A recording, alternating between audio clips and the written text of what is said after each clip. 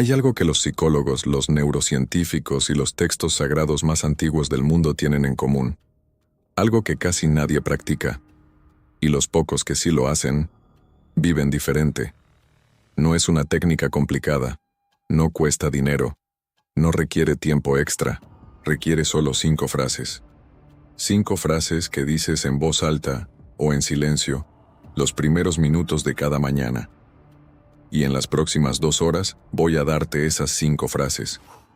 Pero más importante que las frases, voy a explicarte por qué funcionan, desde la neurociencia, desde la fe y desde la experiencia real de millones de personas que transformaron su vida, con algo tan simple como cambiar las primeras palabras que se dicen a sí mismas cada día. Antes de empezar, quiero ser honesto contigo sobre lo que este video es y lo que no es. No es una lista de frases motivacionales vacías que olvidas en 5 minutos. No es un sermón. No es el típico contenido de autoayuda que te dice piensa en positivo sin explicarte nada. Lo que sí es un recorrido profundo por 5 verdades que las tradiciones espirituales más importantes del mundo han enseñado durante miles de años. El cristianismo, el judaísmo, el islam, el budismo, el estoicismo. Verdades milenarias confirmadas por la ciencia moderna de formas que dan escalofríos. Al final de este vídeo, vas a tener 5 frases con su contexto, su significado y su práctica. No para repetirlas como un robot. Para entenderlas tan profundamente que, cuando las digas, sientas el peso real de lo que estás declarando. Porque hay una diferencia enorme entre decir una frase y decretar una verdad. Hoy aprenderás a decretar. Vivimos en la era más ansiosa de la historia humana. Estadísticas de la OMS hablan de una crisis global de salud mental, más acceso a información que nunca, más conexión digital que nunca, más comodidades materiales que en ninguna generación anterior, y más gente sintiéndose vacía, perdida y sola que en cualquier otro momento registrado. ¿Por qué? Porque hemos llenado todas las horas del día de ruido externo, y hemos dejado completamente sola a la voz interior. Esa voz que, si no la alimentas tú con intención, la alimentará el algoritmo, el noticiario, el miedo y la comparación. Las tradiciones espirituales lo sabían antes de que existiera la neurociencia. La mañana es sagrada.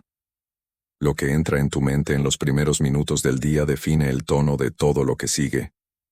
Y esto no es metáfora. Hay un mecanismo neurológico detrás. Pero empecemos por el principio. Cuando despiertas, tu cerebro pasa por un periodo fascinante que los neurocientíficos llaman el estado hipnagógico de transición.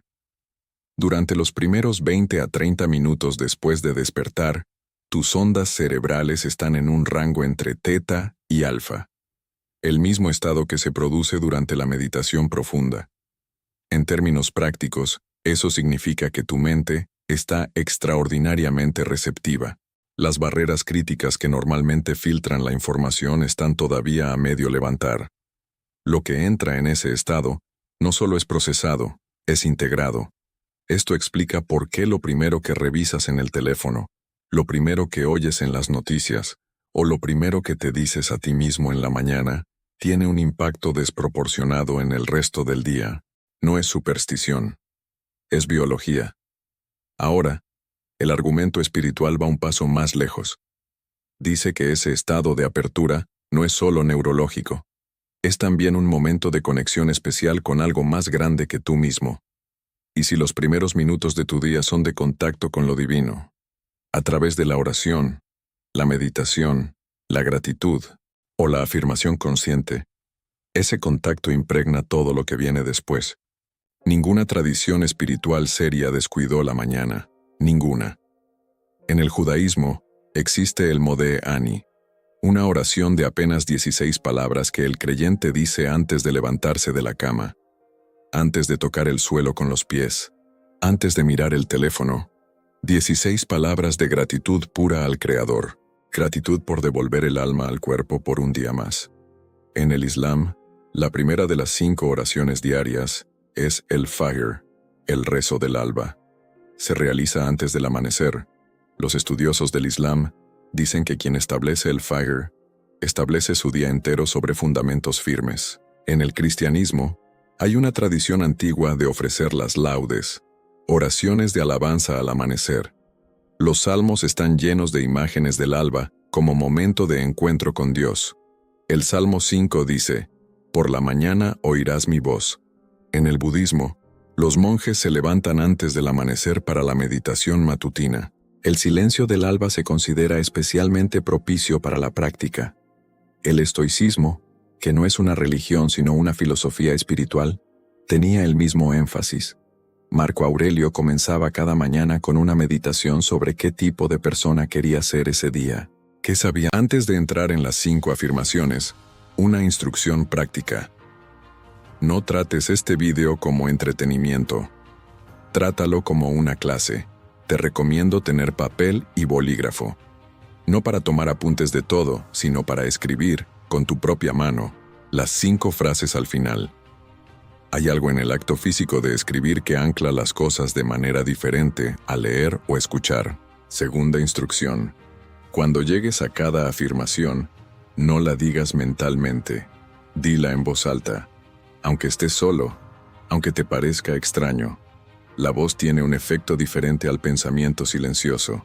Los estudiosos de la Biblia señalan que en el Génesis, Dios habla para crear. No piensa, habla. Y dijo Dios, sea la luz, y fue la luz. El acto de declarar en voz alta no es ritual vacío, es un acto creador. Tercera instrucción. Al terminar el vídeo, diseña tu rutina de 5 minutos.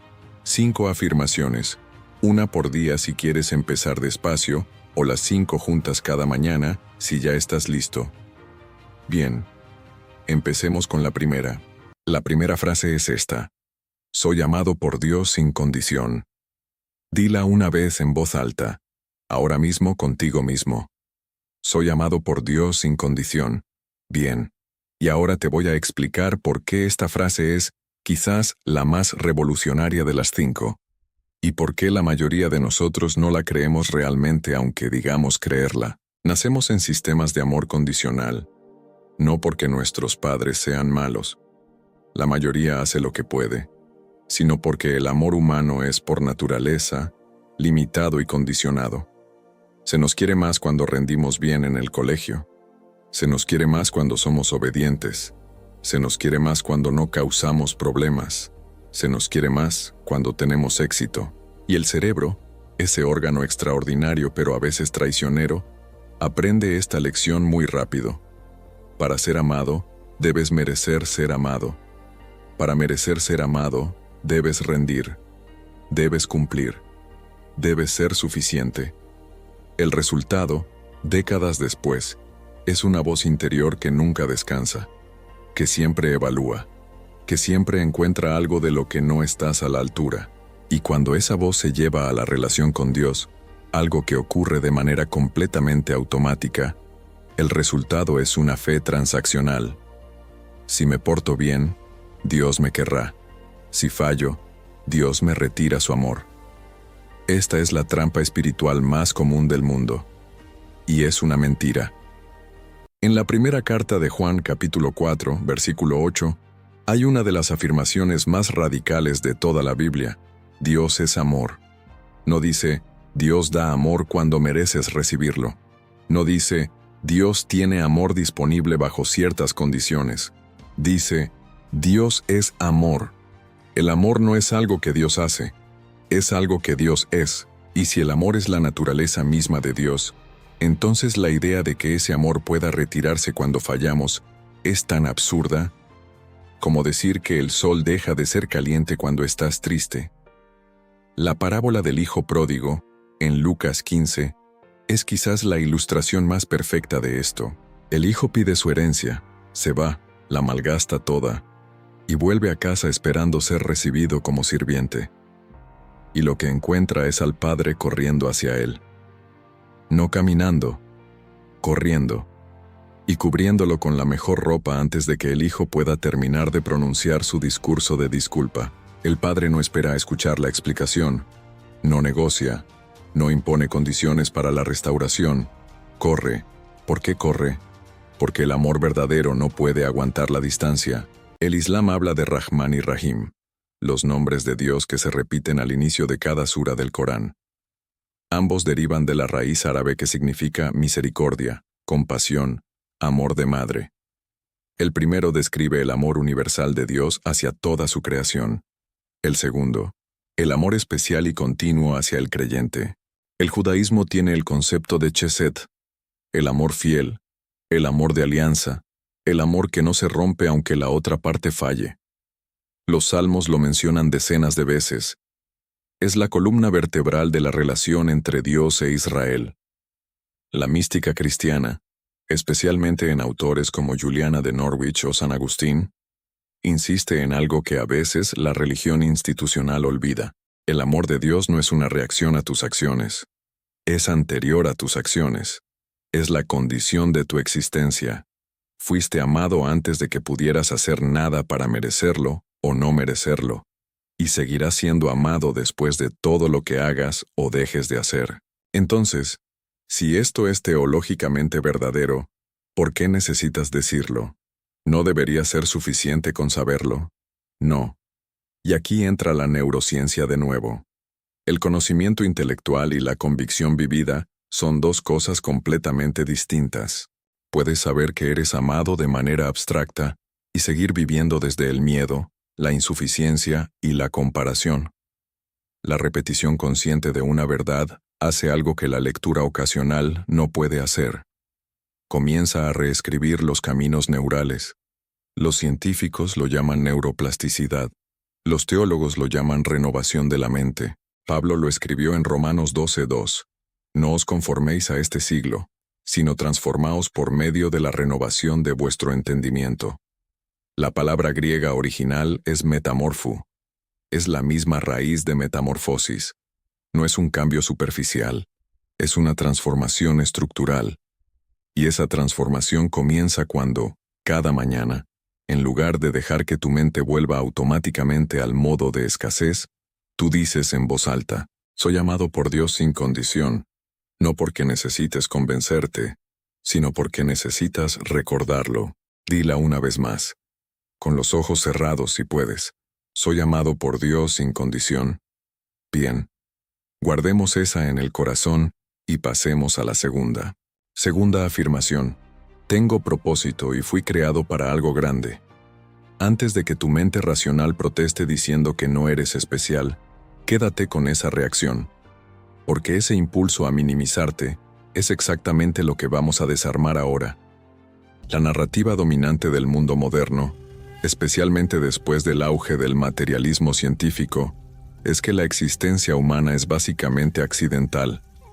Somos el resultado de millones de años de mutaciones aleatorias. Aparecemos en un planeta que no nos esperaba. Vivimos algunas décadas. Desaparecemos. Y el universo continúa sin registrar nuestra ausencia. Esta es la visión que nos ofrece el secularismo en su versión más reduccionista. Y aunque la ciencia en sí misma no requiere esta conclusión nihilista, es la que muchos han adoptado. El resultado psicológico de vivir desde esta narrativa es devastador. Si tu existencia es accidental, entonces tu vida no tiene un significado intrínseco.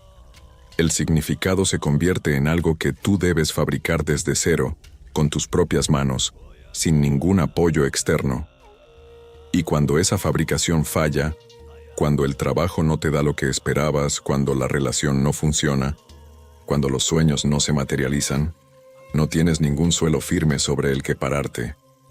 El índice de depresión más alto de la historia humana coincide con la época de mayor prosperidad material y de mayor abrazo de esta narrativa accidentalista. Eso no es coincidencia. Las tradiciones espirituales ofrecen exactamente la narrativa opuesta. En el libro de Jeremías 1:5, Dios le dice al profeta algo que tiene implicaciones universales. Antes que te formase en el vientre te conocí, y antes que nacieras te santifiqué. Antes de que existieras como entidad biológica, ya había un conocimiento, un diseño, una intención detrás de tu existencia. El Salmo 139 lo expande de manera extraordinaria. Tú formaste mis entrañas, tú me hiciste en el vientre de mi madre. Te alabaré, porque formidables, maravillosas son tus obras. Mi embrión vieron tus ojos, y en tu libro estaban escritas todas aquellas cosas, que fueron luego formadas, sin faltar una de ellas. El lenguaje es inequívoco. No hay accidente en tu existencia. Hay diseño, hay intención, hay propósito previo. El Islam lo expresa en el concepto de qadar, el decreto divino, la idea de que Dios tiene conocimiento perfecto y pleno de cada ser humano. El budismo, aunque no habla de un Dios personal, sí habla de Dharma, el camino único que corresponde a cada ser. Tu vida tiene una forma que le es propia y que no es intercambiable con ninguna otra. Todas estas tradiciones convergen en algo. No eres un accidente, eres una intención. Ahora bien, cuando digo fui creado para algo grande, necesito que entiendas qué quiero decir con grande. Porque si lo interpretas como seré famoso, tendré millones de seguidores, mi nombre quedará en los libros de historia. Entonces, estás usando una definición de grandeza que viene del mundo, no de la fe. Jesús dijo algo que sigue siendo una de las más radicales inversiones de valores de toda la historia humana. El que quiera ser el primero entre vosotros, será vuestro siervo. En el reino de Dios, grande es quien sirve, grande es quien ama. Grande es quien, en su pequeño rincón del mundo, elige hacer el bien cuando nadie mira. Una madre que cría a sus hijos con amor consciente está haciendo algo grande. Un maestro que cambia la vida de un niño de 12 años está haciendo algo grande. Una persona que escucha de verdad a quien está en dolor está haciendo algo grande.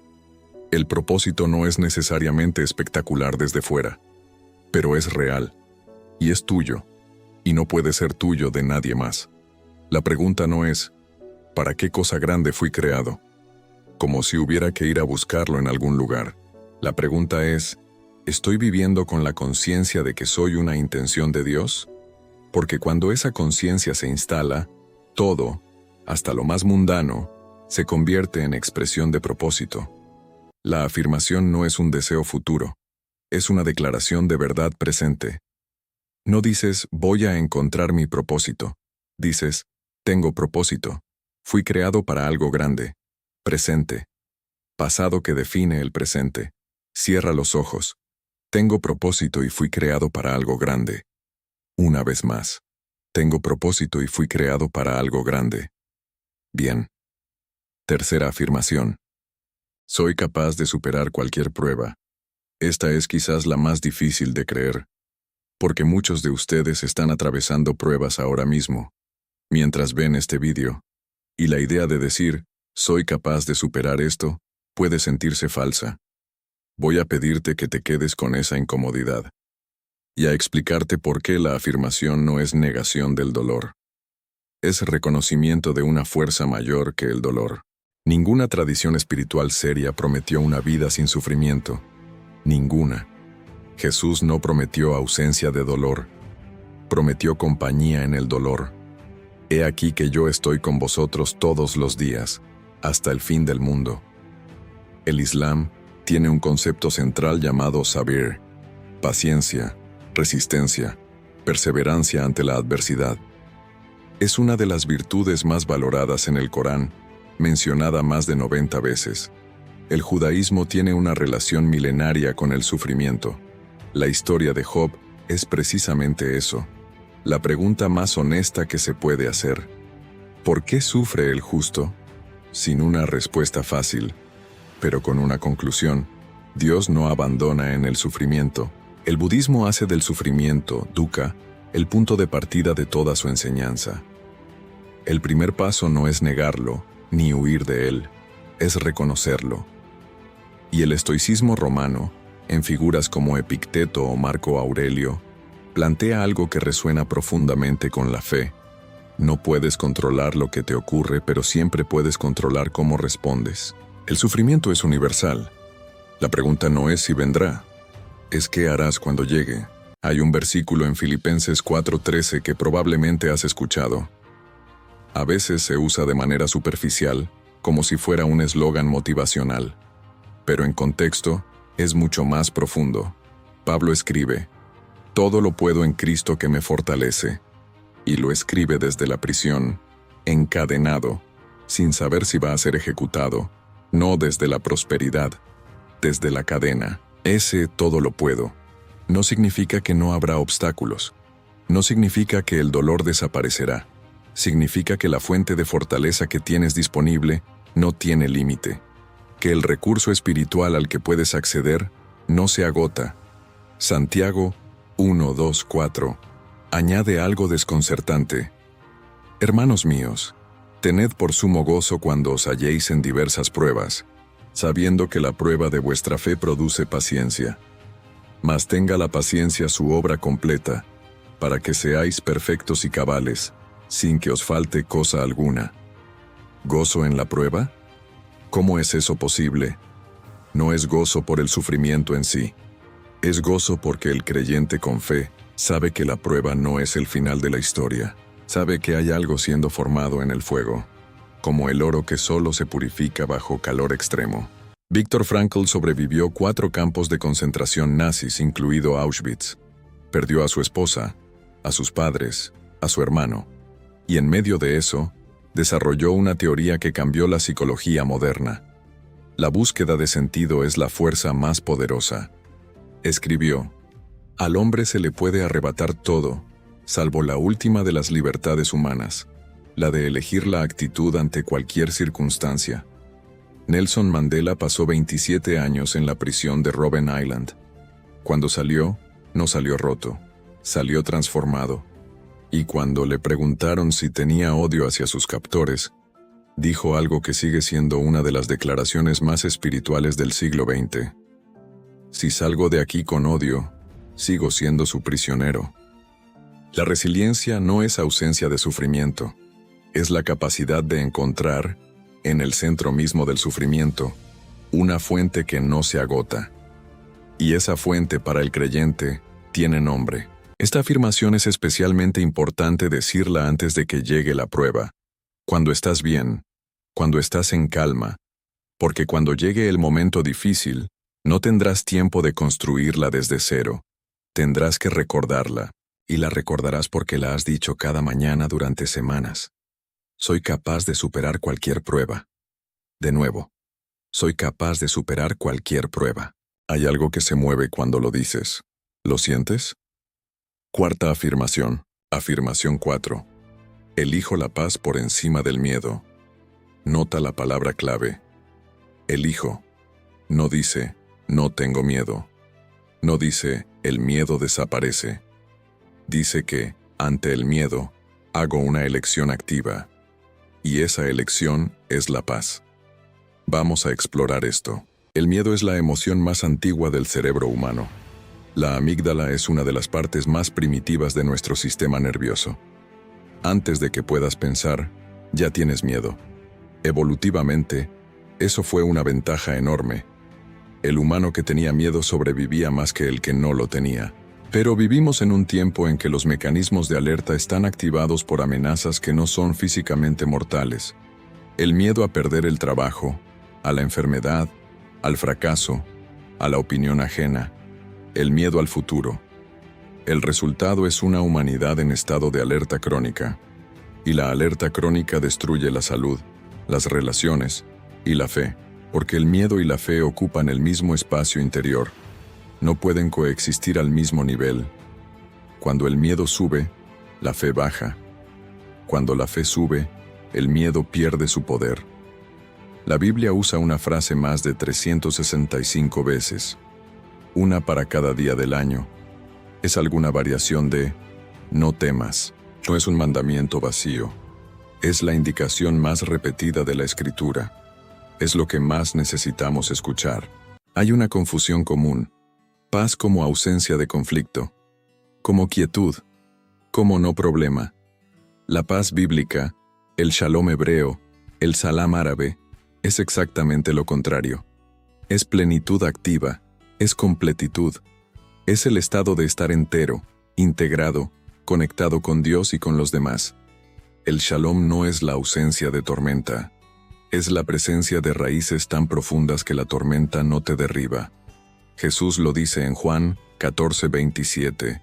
La paz os dejo, mi paz os doy. Yo no os la doy como el mundo la da. No se turbe vuestro corazón, ni tenga miedo. La paz del mundo depende de las circunstancias. Cuando todo va bien, hay paz. Cuando algo falla, la paz desaparece. La paz que Jesús ofrece es de otro tipo. Es independiente de las circunstancias. Es un don interior que no está condicionado a lo que ocurre afuera. Y acceder a esa paz es una elección. Por eso la afirmación dice, elijo, porque la paz no viene sola. La fe no viene sola. Hay que elegirlas activamente, especialmente cuando el miedo empuja en la dirección contraria. ¿Cómo se hace esto en la práctica? ¿Cómo eliges la paz cuando el miedo ya está activo en el sistema nervioso? Los maestros espirituales de todas las tradiciones convergen en algo. La respiración es el puente entre el cuerpo y el espíritu. Cuando respiras profundamente y con intención, literalmente desactivas el sistema nervioso simpático, el de alarma, y activas el parasimpático, el de calma. El hesychasm cristiano ortodoxo, que significa quietud o tranquilidad, centraba la práctica espiritual en la respiración consciente acompañada de oración breve. Señor Jesucristo, ten misericordia de mí. La llamada oración de Jesús se sincronizaba con la respiración. Las prácticas de dhikr en el sufismo islámico son similares. Repetición de nombres divinos sincronizada con el ritmo de la respiración. La meditación budista centra toda su técnica en la observación de la respiración. La ciencia dice que 6 respiraciones lentas por minuto, inhalar 4 segundos, exhalar 6, activan el nervio vago y producen calma medible. La tradición espiritual dice que en esas respiraciones, en ese silencio, puedes encontrar a Dios. Ambas tienen razón. Esta afirmación va bien acompañada de una respiración. Inhala, 4 segundos. Exhala, 6 segundos. Y al exhalar, elijo la paz por encima del miedo. De nuevo, inhala, exhala. Elijo la paz por encima del miedo. Una vez más. Elijo la paz por encima del miedo. Bien, última afirmación. Y te adelanto, es la más transformadora de todas. Hoy soy instrumento de bien en el mundo. Esta afirmación tiene algo diferente a las otras 4. Las primeras 4 miraban hacia adentro, mi amor, mi propósito, mi capacidad, mi paz. Esta mira hacia afuera, y ese giro hacia afuera es el que completa la transformación interior. Hay una trampa en el crecimiento espiritual que pocas personas mencionan. Puedes volverte tan enfocado en tu propia transformación interior que termines atrapado en ti mismo.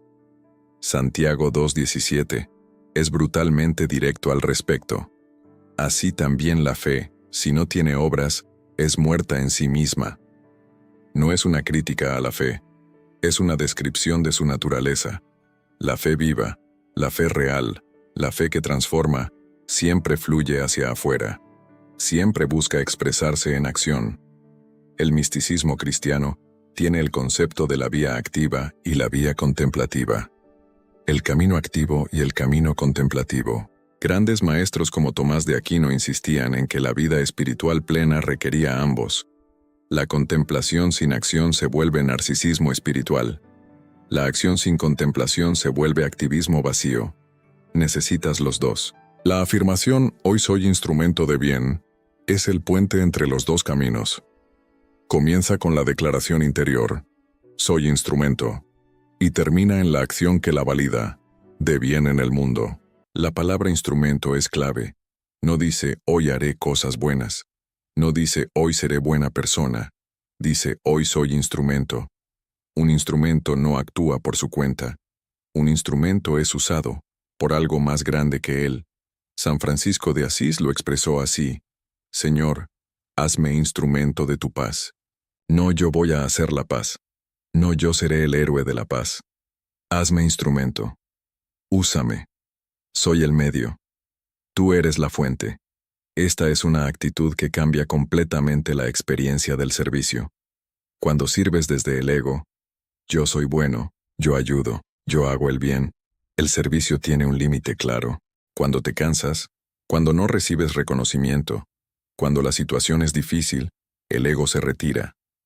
Cuando sirves como instrumento, convencido de que hay algo más grande fluyendo a través de ti, el servicio tiene otra calidad. Hay menos ego involucrado. Y paradójicamente, hay más capacidad.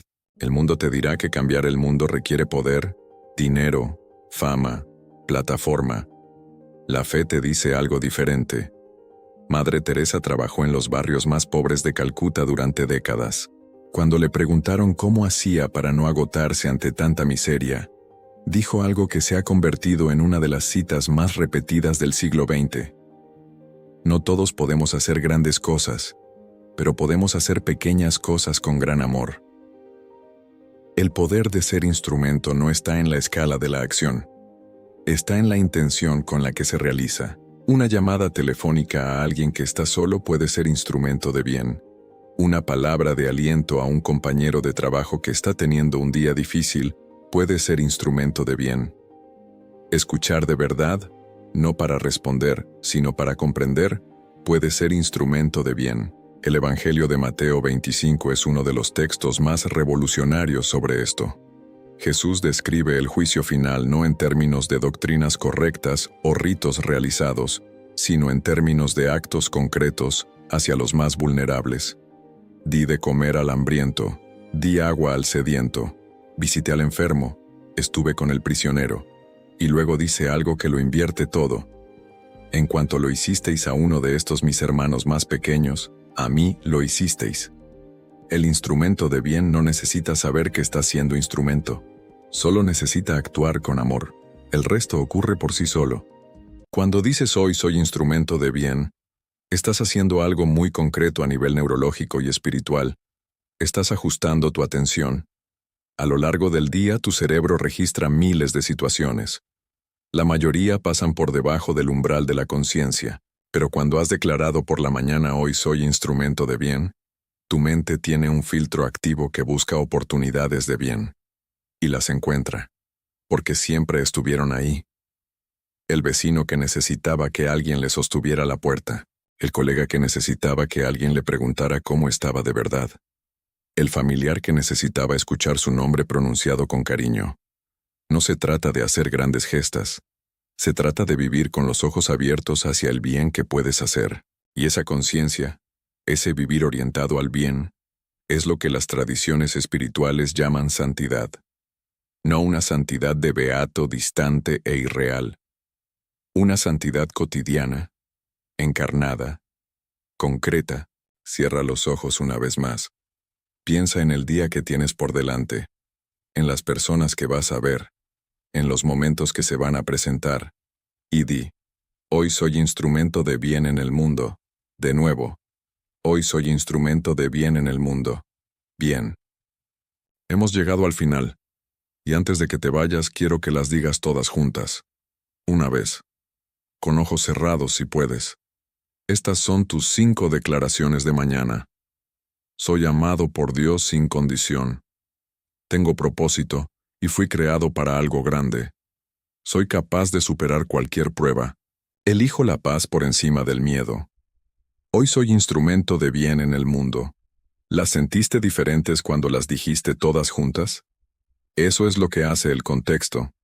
Eso es lo que hace haberlas entendido antes de pronunciarlas.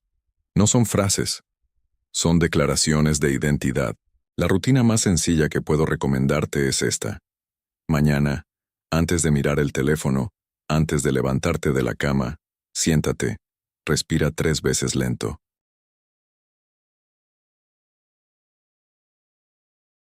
Y di las 5 frases en voz alta, una a una, dejando una respiración completa entre cada una. 5 frases, 5 respiraciones, 5 minutos.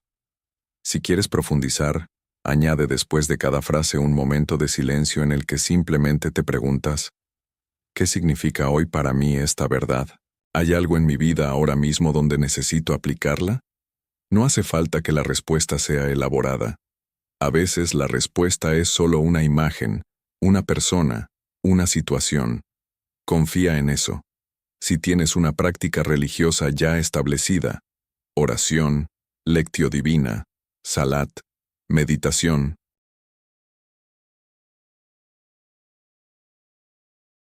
Las 5 afirmaciones pueden ir antes como preparación o después como integración. No compiten, complementan.